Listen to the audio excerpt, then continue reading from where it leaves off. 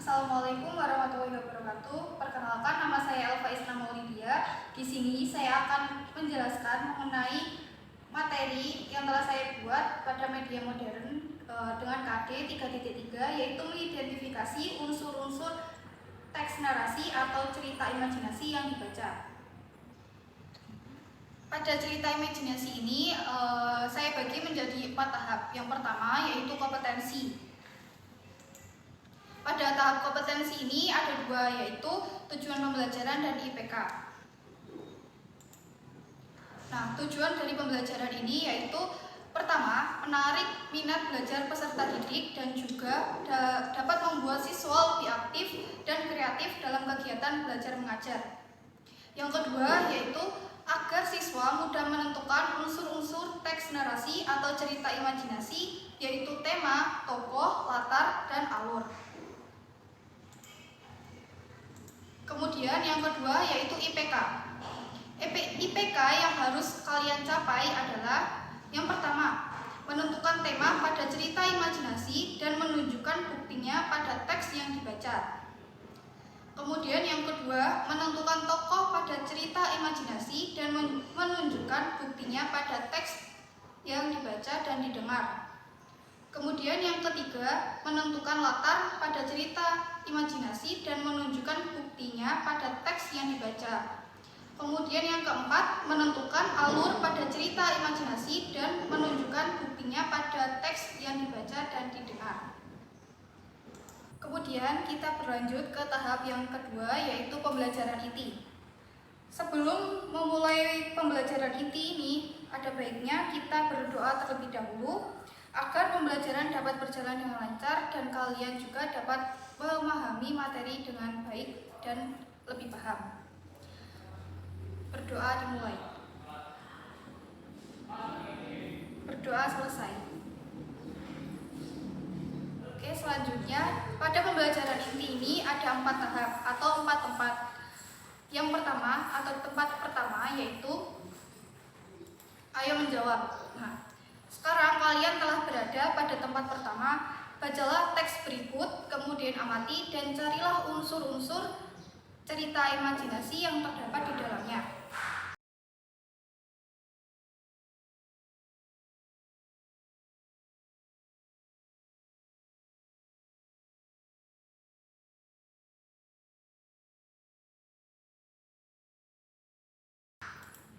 Nah, setelah kalian membaca dan memahami teks cerita imajinasi yang telah saya tampilkan, kemudian pilihlah jawaban yang kalian anggap tepat dengan cara mencentang jawaban tersebut. Nah, sekarang kita memasuki pada bagian tema. Pada bagian tema ini telah saya sediakan pilihan, kemudian kalian bisa memilih jawaban atau tema yang tepat dengan teks cerita imajinasi, yaitu kekuatan ekor biru Nagata, dengan cara mencentangnya. Pilihannya bisa lebih dari 1. Kemudian pada bagian tokoh, saya juga sudah menyediakan pada bagian tokoh seperti teks-teksnya. Kalian bisa memilihnya tokoh serta perwatakan yang sesuai dengan teks cerita imajinasi kekuatan ekor biru Nagata. Nah, pada bagian yang ketiga atau latar, ini juga terdapat latar yang sesuai atau yang tepat. Kemudian kalian bisa memilihnya dengan cara mencentang, pilihan lebih dari 1. Kemudian berlanjut pada bagian alur. Pada bagian alur ini kalian bisa menjawab dengan cara mencentang dengan pilihan yang tepat sesuai dengan teks cerita imajinasi kekuatan ekor biru Nagata. Nah, setelah kalian menjawab jawaban dengan cara mencentang, kemudian kita akan membahasnya pada ulasan.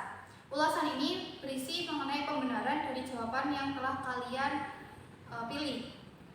Bagian yang pertama yaitu ulasan mengenai tema. Nah, ulasan pada tema ini yaitu tema yang tepat untuk teks cerita imajinasi kekuatan ekor biru Nagata, yaitu perjuangan. Yang pertama, perjuangan membela tanah air hingga titik darah penghabisan. Yang kedua, saling bekerja sama untuk mempertahankan tanah air. Yang ketiga, yaitu tidak mudah putus asa atau menyerah dan terus berjuang. Kemudian ulasan berikutnya yaitu ulasan mengenai tokoh. Tokoh yang terdapat pada teks cerita imajinasi Kekuatan Ekor Biru Nagata adalah yang pertama, Nagata, memiliki watak yaitu pemimpin yang bijaksana dan tidak pantang menyerah. Kemudian yang kedua yaitu pasukan binatang yang memiliki watak pantang menyerah dan terus berjuang membela tanah air. Yang ketiga yaitu kaum serigala, memiliki watak yaitu sombong dan berwajah seram. Yang keempat yaitu peri kabut, memiliki watak yaitu penolong dan suka memberi nasihat atau petuah. Kemudian kita akan berlanjut pada ulasan yang ketiga yaitu mengenai latar. Nah, latar yang terdapat pada teks cerita imajinasi Kekuatan Ekor Biru Nagata adalah yang pertama yaitu latar sezaman, yakni latar yang terjadi pada satu zaman, yaitu pada fantasi masa lampau. Yang kedua yaitu latar tempat, terjadi di Tanah Modor. Kemudian yang ketiga yaitu latar waktu, yakni pada saat berkabut. Kemudian yang keempat latar suasana, yaitu suasana tegang, penuh amarah, panik, dan bahagia. Kemudian berlanjut pada ulasan yang terakhir yaitu pada bagian alur. Alur yang terjadi pada teks cerita imajinasi Kekuatan Ekor Biru Nagata yaitu yang pertama, yaitu tahap pengenalan. Seluruh pasukan Nagata sudah siap hari itu. Nagata membagi tugas kepada seluruh panglima dan pasukannya di titik-titik yang sudah ditentukan. Kemudian berlanjut pada tahap yang kedua yaitu tahap pertentangan atau konflik. Dibuktikan dengan kalimat Nagata dan seluruh panglima memberi isyarat untuk tidak panik. Pasukan siluman serigala mulai menginjak pulau Tanah Modor. Susul menyusul bagai air. Tubuh mereka besar-besar dengan sorot mata tajam. Kemudian tahap yang ketiga atau yang terakhir yaitu tahap penyelesaian, yaitu dibuktikan dengan kalimat selesai pertempuran Nagata segera menuju ke atas bukit bergabung dengan seluruh panglima Levo, Boros, Lavia, Sika, dan Mora memandang Nagata dengan haru dan tersenyum mengisyaratkan hormat dan bahagia. Kemudian, pembelajaran inti yang kedua yaitu ayo belajar dan memahami. Sekarang kalian telah berada pada tempat kedua. Tempat ini berisi tentang materi yang harus kalian kuasai sebagai bekal untuk kalian melanjutkan ke tempat berikutnya. Nah, pada bagian ayo belajar dan memahami ini ada 4 materi, yaitu tema, tokoh, latar, dan alur. Yang pertama yaitu tema.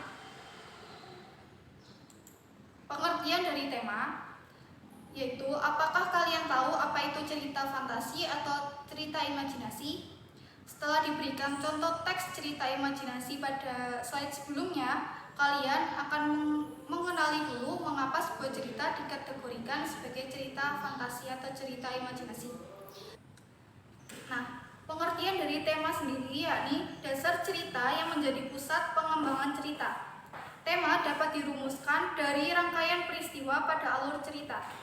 Cerita fantasi yakni cerita yang memiliki tema yang bersifat magic, supranatural, atau futuristik. Dengan tema-tema tersebut, cerita fantasi bersifat cerita yang tidak mungkin ditemukan di dunia nyata seperti saat ini. Kemudian berlanjut pada contoh tema. Saya sudah menyediakan contoh tema berupa kalimat yaitu manusia purba itu harus hidup, setiap makhluk berhak untuk hidup, aku yang membawanya, aku juga yang harus mengembalikannya. Orang tuaku tak pernah mengajarkanku untuk melarikan diri sesulit apapun masalah yang kuhadapi. Nah, dari penggalan cerita di atas, maka dapat diketahui bahwa tema dari cerita fantasi tersebut yaitu bertanggung jawab dengan apa yang telah dilakukan. Nah, pada materi yang kedua yaitu tokoh. Kita masuk pada bab pengertian. Nah, pengertian dari tokoh dan watak tokoh merupakan unsur cerita yang mengalami perangkaian peristiwa. Tokoh dalam cerita fantasi dan ciri yang unik yang tidak ada dalam kehidupan sehari-hari. Tokoh memiliki kesaktian-kesaktian tertentu. Tokoh mengalami peristiwa misterius yang tidak terjadi pada kehidupan sehari-hari di dunia nyata. Tokoh dapat ada setting atau alur, waktu dan tempat yang berbeda zaman. Bisa waktu masa lampau ataupun waktu yang akan datang. Kemudian contohnya yaitu bisa kalian lihat contoh teks cerita imajinasi berikut ini.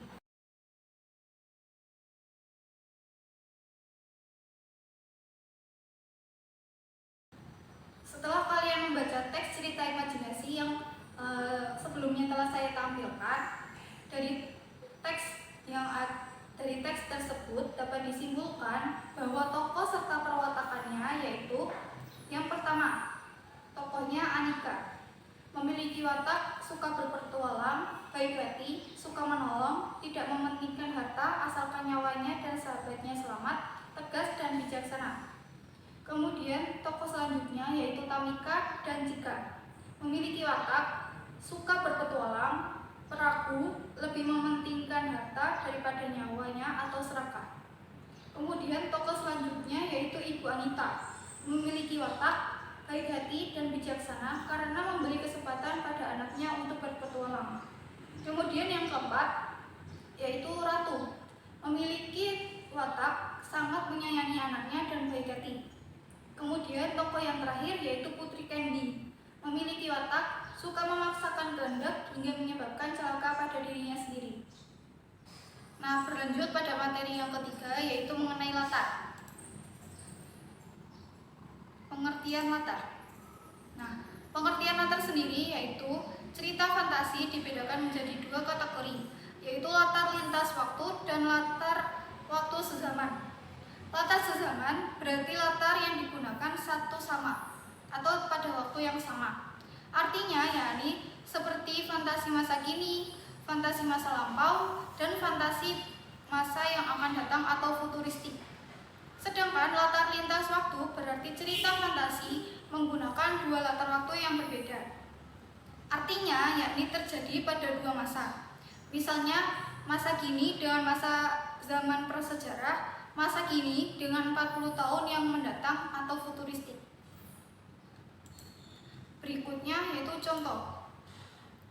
Saya akan menampilkan contoh teks cerita imajinasi yang bisa kalian baca dan kalian pahami.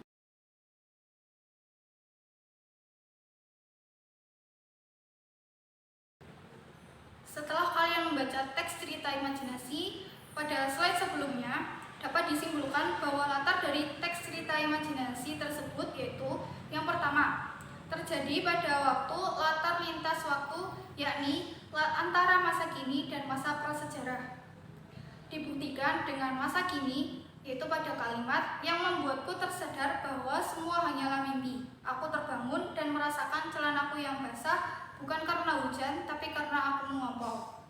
Kemudian yang kedua yaitu masa prasejarah dibuktikan pada kalimat raksasa itu sangat menakutkan. Dia menatap Jerry dan aku dengan mata merah seramnya. Kemudian yang kedua yaitu latar tempat, yaitu terjadi di tengah hutan, kamar, dan desa. Kemudian yang terakhir yaitu latar suasana, dengan suasana terkejut, takut, dan bingung. Selanjutnya yaitu kita memasuki materi yang terakhir, yaitu mengenai alur. Pengertian alur. Nah, rangkaian peristiwa dalam cerita disebut alur. Alur pada cerita fantasi bukan terletak pada alur maju, mundur, ataupun campuran. Alur pada cerita fantasi yakni cerita berkembang dari yang pertama yaitu tahap pengenalan. Misalkan seperti apa, siapa, dan di mana kejadian tersebut terjadi. Yang kedua yaitu timbulnya pertentangan atau konflik. Dan yang ketiga yaitu tahap penyelesaian dari akhir dari cerita. Kemudian contoh alur. Saya akan menampilkan contoh teks cerita imajinasi yang dapat kalian baca dan kalian pahami.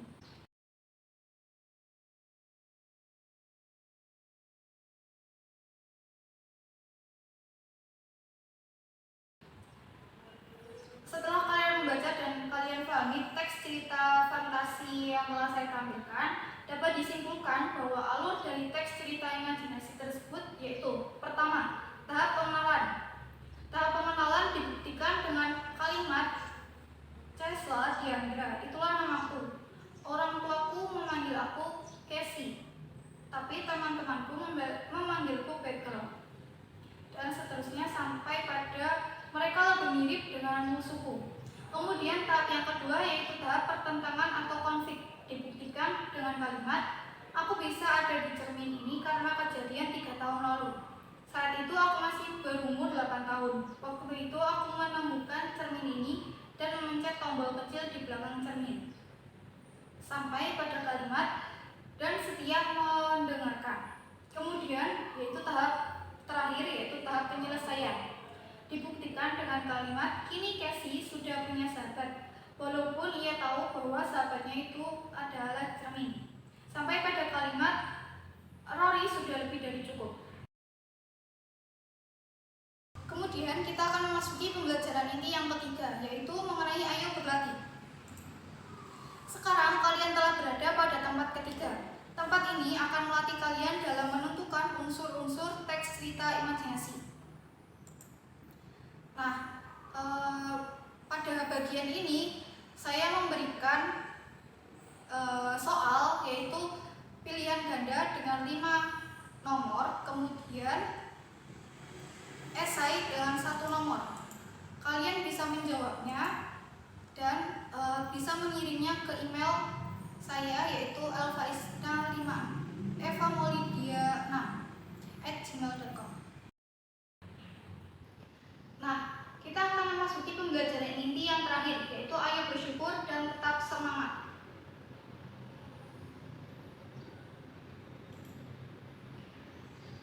Nah, pada tahap ayo bersyukur dan tetap semangat ini, sekarang nilailah diri kalian sendiri, apakah kalian sudah memahami dan dapat menyebutkan unsur-unsur teks cerita imajinasi dengan baik.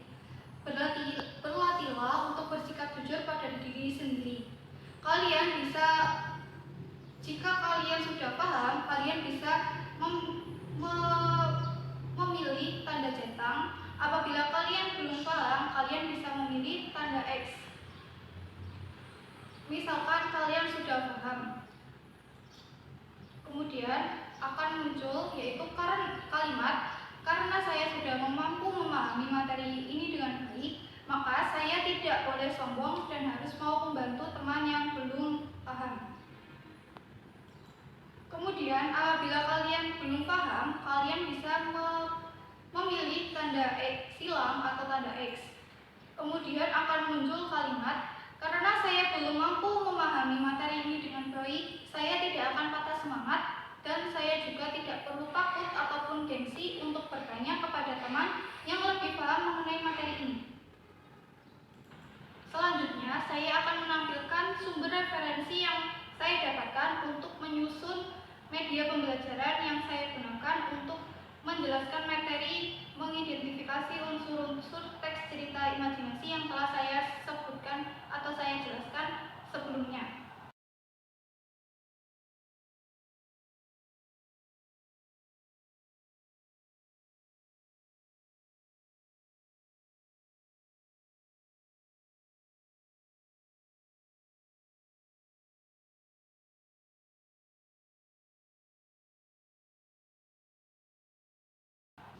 Sekian penjelasan atau pemaparan saya mengenai media modern yang setelah saya buat dengan menggunakan KD 3.3 mengidentifikasi unsur-unsur teks narasi atau cerita imajinasi yang dibaca.